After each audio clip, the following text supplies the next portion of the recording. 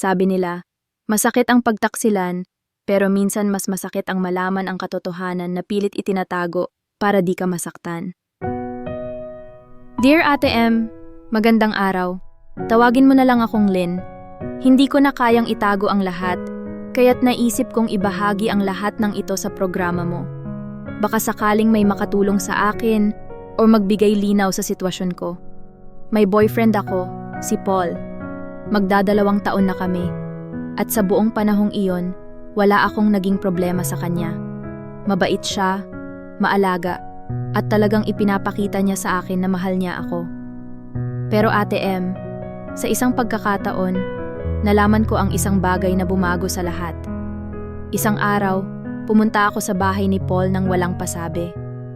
Gusto ko lang siyang sorpresahin.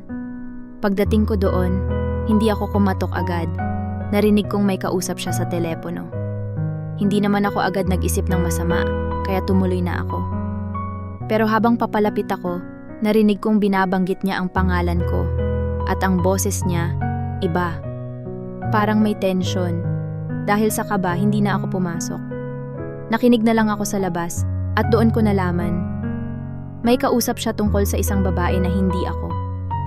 Narinig ko siyang nagsabing, hindi ko na alam kung paano ko sasabihin kay Lynn, pero ayokong masira ang buhay niya dahil lang sa akin. Ate M, hindi ko alam kung ano ang ibig niyang sabihin. Hindi ko alam kung may iba ba siya o kung may problema siyang itinatago sa akin. Simula noon, hindi ko na mapakawalan ang iniisip ko. Lahat ng kilos niya pinagdududahan ko. Hindi ako makatulog sa kakaisip. Isang araw, nagdesisyon akong sundan siya nang minsang sinabing may pupuntahan siya. At alam mo ba kung saan siya pumunta? Sa ospital. At doon ko nalaman ang lahat. Si Paul, may malubhang sakit. Sinisikap niyang itago ito sa akin. Ayaw niyang madamay ako sa bigat ng kanyang pinagdadaanan. Iyon ang iniisip niyang sirang buhay na ayaw niyang ipasa sa akin. Ngayon, Ate M, ako naman ang hindi makapagdesisyon. Mahal ko si Paul, pero hindi ko alam kung kakayanin ko bang makita siyang maghirap. Naguguluhan ako kung dapat ko ba siyang alagaan at harapin ang lahat ng ito o sundin ko ang gusto niyang mangyari, na hayaan ko siyang mag-isa.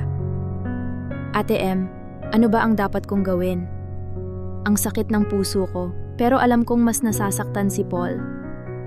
Salamat sa pagpili ng aking liham, Lynn.